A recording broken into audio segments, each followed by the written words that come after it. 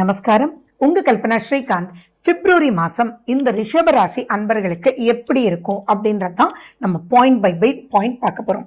பொதுவா ரிஷபராசின்னு எடுத்தாலே எந்த சேனல் எடுங்க சம்திங் எக்ஸ்ட்ராடினரி குட் அப்படின்னு சொல்லிட்டு இருப்பாங்க. ஆனா உண்மையா பாருங்க, எத்தனை ரிஷபராசிக்காரங்களுக்கு வேலை இப்ப போயிருக்கு, ஆமாவா இல்லையா? அதே மாதிரி தொழில் பண்ணிட்டு இருப்பீங்க, அப்படியே முடங்கிடுச்சு அப்படின்னு சொல்லுவீங்க. வீடு கட்டிட்டே இருப்பீங்க, ஒரு சின்ன வேலைனால அந்த வீடு அப்படியே நின்றுட்டு இருக்கும். நிறைய ரிஷபராசிக்காரங்க பாத்தீங்க அப்படின்னா இப்போ ஒருத்தர்கிட்ட கொடுக்க வேண்டிய கடனுக்காக அது நின்று போனதுனால இன்னொருத்தர்கிட்ட கடன் வாங்கி அவங்களுக்கு தெரியாம கொடுத்து மாட்டிட்டு இருக்கிறவங்க எல்லாம் நிறைய நிறைய நிறைய ரிஷபராசி. அப்படி இருக்கும்போது எப்படி ரிஷபராசி சூப்பரா இருக்கும் அப்படின்னு எல்லாரும் சொல்றாங்க. நானும் சொல்றேன்னு உங்களுக்கு டவுட் இருக்கா? இங்கதான் நீங்க புரிஞ்சுக்கணும். எல்லா விஷயமுமே இப்போ உங்களுக்கு சூப்பரா தான் ஆக போகுது.